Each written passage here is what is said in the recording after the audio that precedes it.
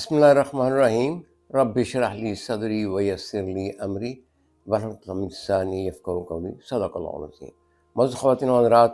نور ہدایت یعنی light of guidance programme میں عبدالرزاق حاضر خدمت ہے۔ یہ آپ کو بتاتا چلوں کہ یہ فیملی کا آپ کا چینل ہے، اس میں ساری باتیں بالکل صحیح، سچ، بغیر کسی مسالے دار خبروں کے اور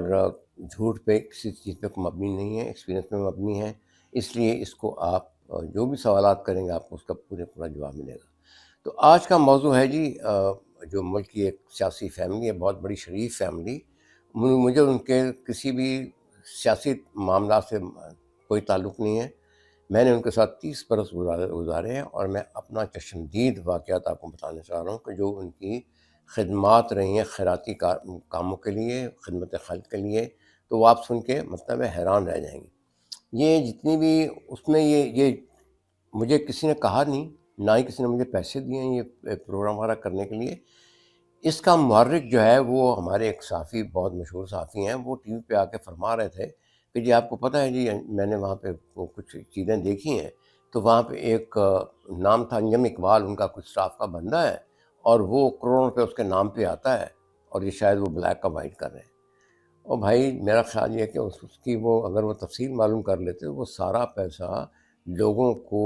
تقسیم کرنے کے لیے، ان کے وظائف کے لیے، ایجوکیشن کے لیے، ہیلتھ کے لیے، شادیوں کے لیے، مکان والا جو لوگ بناتے ہیں ان کے لیے دیا جاتا ہے۔ اس کی تفصیل اگر معلوم کریں تو اس طرح ہوتا ہے۔ لیکن میں اس اپنے صحافی بھائی کو بلیم نہیں کرتا، کیونکہ صحافیوں کا پیشہ ہی ایسا ہوتا ہے۔ اس کی پریکٹیکل مثال یہ ہے کہ جب میں ایف بی آر میں ممبر آڈٹ بن کے گیا ہوں، تو وہاں پہ پہلے دوسرے تیسرے دن ہی ایک صحافی صاحب چکر لگا رہے تھے، نام بھی سرفراز سہیل ان کا نام تھا، ریکارڈر کے اب آج کل تو چیف رپورٹر ہوں گے۔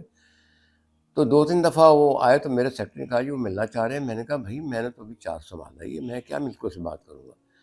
تو وہ کہنے لگے جی چلے گئے ہیں وہ۔ میں نے کہا جی جانے تھے ابھی 2 ہفتہ 10 دن، اس کے بعد دیکھیں گے۔ تو جناب دوسرے دن انہوں نے اس میں ہیڈ لائن لگا دی، میرا نام دیکھے، Abdul Razzaq member audit does not know anything for the star computer program of F B R. تو اس کا مطلب یہ ہے کہ بندہ ایک بہت جاہل بٹھا دیا ہے، جس کو پتہ نہیں ہے کہ ان کا پروگرام کیسے۔ تو پھر میں نے ان کو فون کر کے بلایا، میں نے کہا جناب آپ کا پرابلم کیا ہے، جس طرح کی خبر کیوں لگا رہے ہیں؟ تو اس نے بڑا صاف جواب دیا۔ اس نے کہا جی اگر آپ نہیں بتائیں گے تو ہم تو اپنی دماغ سے کچھ چیز انوینٹ کریں گے نا، ہمارا پیشہ ہے، ہمیں اپنے جو باسز ہیں، چیف رپورٹر وغیرہ ہیں، مالکان ہیں، وہ کہتے ہیں خبریں لاؤ، تو یہ خبر ہی میں نے لگا دی، سچی ہے جھوٹی ہے یہ بس بعد میں ٹائم پروف کرے گا۔ بہرکیف میں نے اس سے بڑی مشکل سے یہ وعدہ لیا، عہد لیا کہ ایک تو وہ میرا نام کہیں مینشن نہیں کرے گا، پیشہ میرا ڈیزگنیشن کر دیں، ممبر آڈٹ کہہ دیں، اور نمبر 2 کوئی جھوٹی خبر نہیں پھیلائیں گے، سچی خبر دیں، بالکل دیں، اگر وہ خرابی ہے ضرور اس کو ہائی لائٹ کریں۔ تو وہ ہے کافی، میں نے 3 سال وہاں کام کیا، تو اس میں انہوں نے میرا کافی ساتھ دیا۔ ہم نے بھی ان کو بہت سپورٹ کیا اس لحاظ سے کہ جہاں سے بھی صحیح خبر ہوتی تھی بتا دیتے تھے اس کو، یہ پرابلم آ رہی ہے، اس کو ذرا ہائی لائٹ کر دو۔ تو یہ سارا قصہ ہے ان کے بارے میں۔ میں نے 30 سال میں جو دیکھا ہے کہ ایک تو جو بڑے میاں صاحب سے میرا کوئی تعلق تو نہیں تھا اتنا، لیکن پھر بھی میں نے ان کے آڈٹ کیے تھے، ایک انویسٹیگیشن بھی کی تھی، ان کی فیملی میں آپس میں کوئی رفٹ ہو گئے تھے، جھگڑے پڑے تھے، اس کا بھی میں نے کیا تھا۔ پھر اینول آڈٹ بھی کیے ان کے۔ تو جو انہوں نے زمینیں وغیرہ خریدی ہیں وہ ساری آن بورڈ، ابو بورڈ، آن مارکیٹ ویلیو پرائس پہ لی ہوئی ہیں۔ اب آپ لوگ اس کو جتنا مرضی مسالہ لگانا چاہیں لگا لیں، پیسے بنائے، یہ کیا،